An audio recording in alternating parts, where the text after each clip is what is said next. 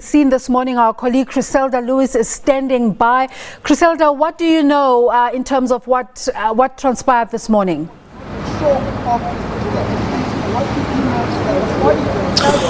All right, Desiree, we are getting official confirmation here this morning that this car that is here behind me, as you can see, the front, which is totally damaged, is the car that Bosasa's former CEO Gavin Watson was driving.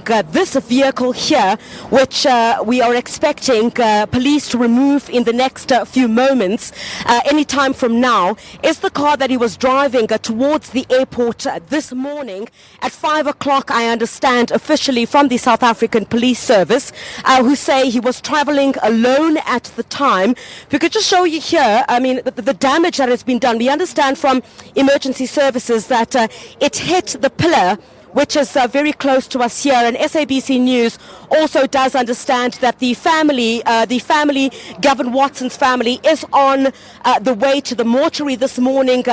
None of them were willing to speak to us at this stage, but you'd remember a name that also came up at the Commission of Inquiry into State Capture, that of Papa Leshabane. He is at the scene at this moment. As you can see, police have taken over the scene here at the moment. Gavin Watson, 73 years old, of course you'd know, he was thrust into the spotlight when the Commission of Inquiry into State Capture had covered a whole lot of evidence and corruption, bribery and money laundering related to Bosasa, which is of course known now as African Global Operation. He was said to, of course, be the head honcho. You remember that Angelo Agrizi, who was the former COO of Bosasa, of course, had basically sent shockwaves during his testimony and had basically told the Commission of Inquiry into State Capture that basically Bosasa, there'd been bribes from Watson that had been given in order to secure a lucrative business from a government. So at this stage, you'd recall Agrizi's testimony also as well regarding, the State Capture Commission itself, saying that Mr. Gavin Watson himself, had accepted in that proof that the current president, Cyril Ramaphosa, had accepted a 500,000 rand donation from Watson to assist with the CR17 election campaign. So at this stage, a lot of questions being asked now. We are to speak to the police in the next few moments on whether they are ruling out any foul play at this stage regarding this particular accident. But what we do know is that it took place at 5 o'clock this morning. He was traveling alone and heading towards the airport. And I understand this is the particular spot where, let me just double check. All right, let me take you to exactly where the car had hit. I'll ask Kwazimanzi to come towards this direction with me. And as you can see where the car is here at the moment, this is exactly the point where it had hit. Kwazi, come this direction with me. That's our camera person, Kwazimanzi. The car had basically hit this particular pillar here, where you can see there is still some residue here.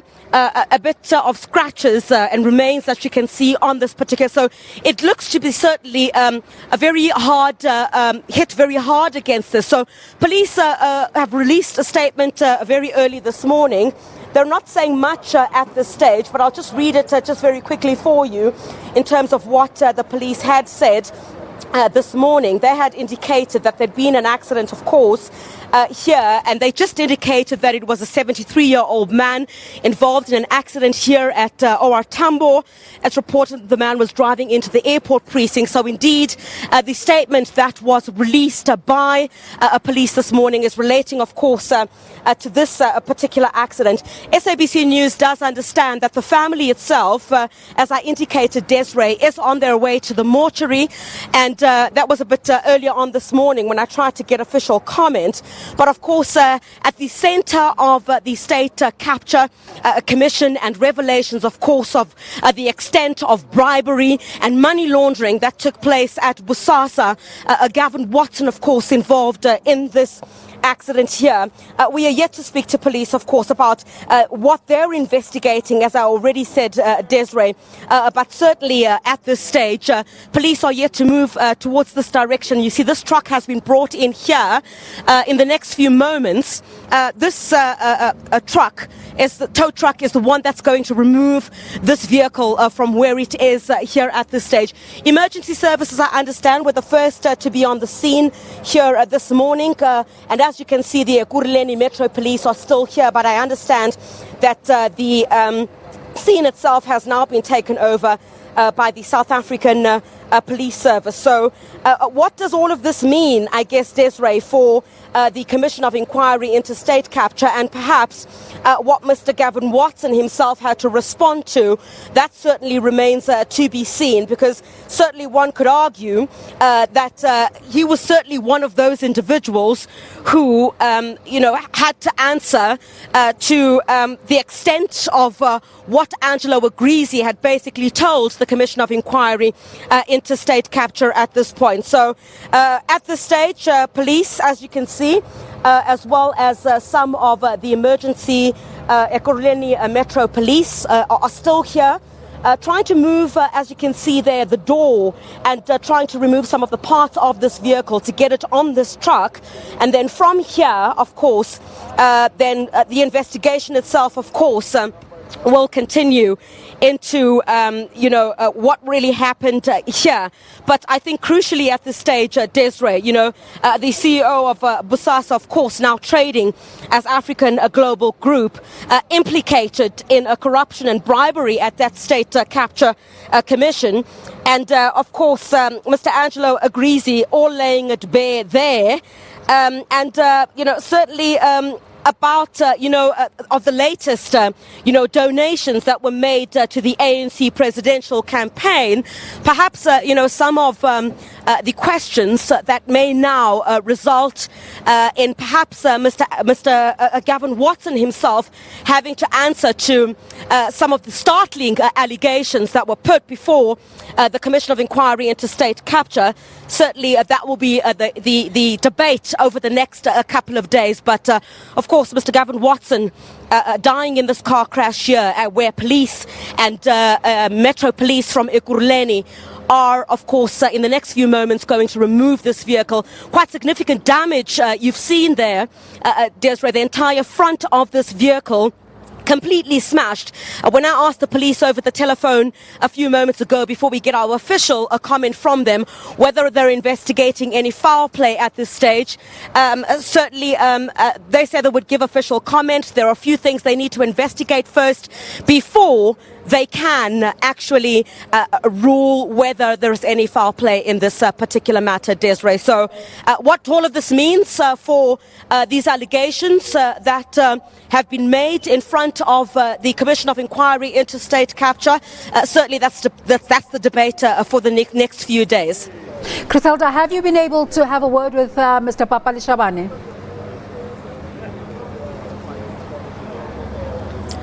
Well, Desiree, I did telephone him a few moments ago, and he did indicate that he was coming to the scene, but he really did not want to say anything at this stage, apart from the fact that the family was on the way to the mortuary, and that they didn't want to at any stage say anything before the family does.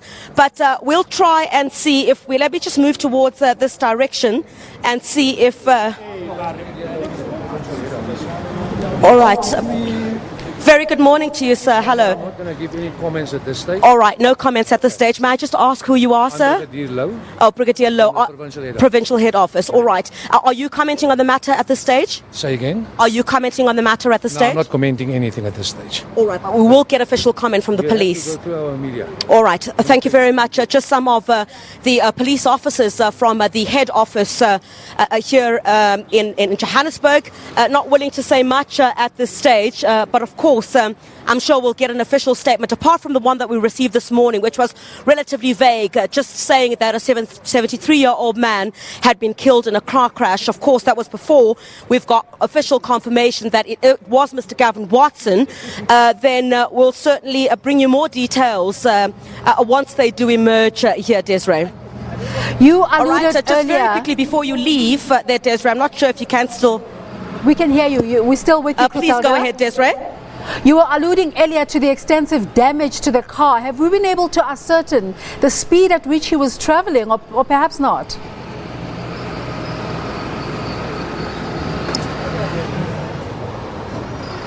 Well, Desiree, it'll be very dangerous to speculate at this stage. It'll be very dangerous to speculate at this stage. But I mean, if you just look at the impact on this vehicle, it'll be very difficult to say. That will have to be an official report that we would need to get from the Ekurhuleni Emergency Services or the Metro Police, rather, Desiree. They would need to indicate at the speed at which this vehicle was driving. But if you can see the massive impact to it here as this police truck from the Metro Police is about to tow it away, you could only speculate at this stage, Desiree. I really don't want to put my head on the block there to speculate on the speed at which it was traveling. But as you can see here, absolute massive impact. This entire part here, obviously damaged and pushed towards the direction to where you can see the driver was sitting. So the impact of it, absolutely massive. And yeah, one could say obviously being behind that driver's seat certainly would not have survived what had taken place here. Massive impact. The road leading from the airport has been closed off at this part where as you can see, the car itself is in the middle of the road. So that's why you see this truck is trying to get it away from here as quick as possible. And I would only but imagine that obviously, with the police here, as well as the Metro Police, taking down the exact details of what has taken place here, it'll become much clearer, Desiree, in terms of the questions that you're asking me, in terms of the speed at which it was going, and further details about exactly what happened here. But in the next few moments, of course, we'll expect police to give us some indication of what they will say. But no official comment at this stage from the Watson family. But what we were told by a very close friend was that the family was on its way, of course, to the mortuary to go and identify the body of Mr. Gavin Watson. Chriselda, you might have said this already, but do we know if he died at the scene or on his way to get help?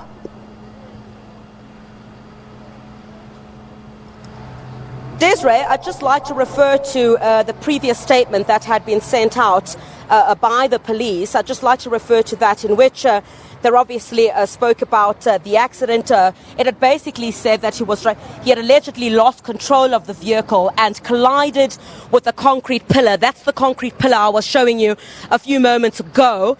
The concrete pillar, of course, that's the one holding up the highway bridge. And the victim was certified dead on the scene by paramedics, and a case of culpable homicide has been opened for investigation. So, Desiree, just having a look at the statement that police did send out, they're saying that the victim was certified dead on scene by the paramedics, and a case of culpable homicide has been opened for investigation. But of course, we'll probe police further while that a case of culpable homicide has been opened for investigation.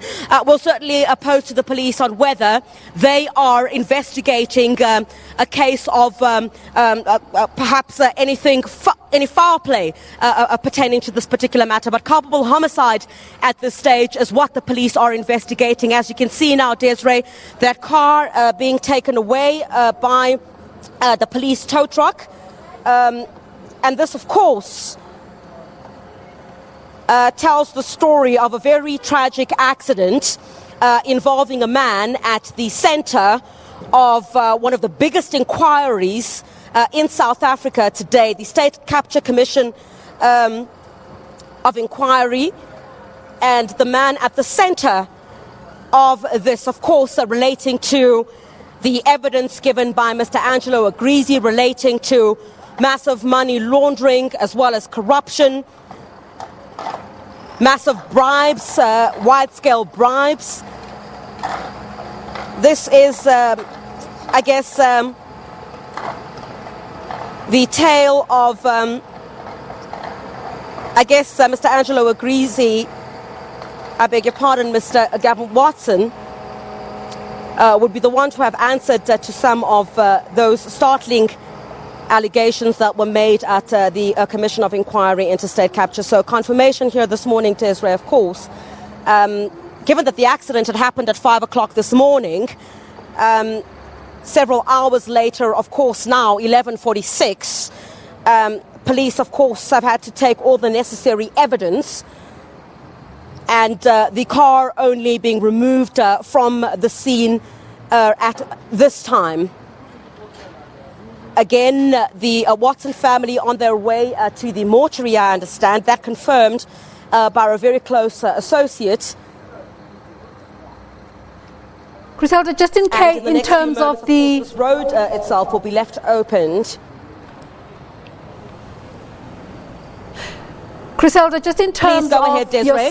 just in terms of your sources and the people that you've been talking to, do we know at this point where Mr. Watson was headed to?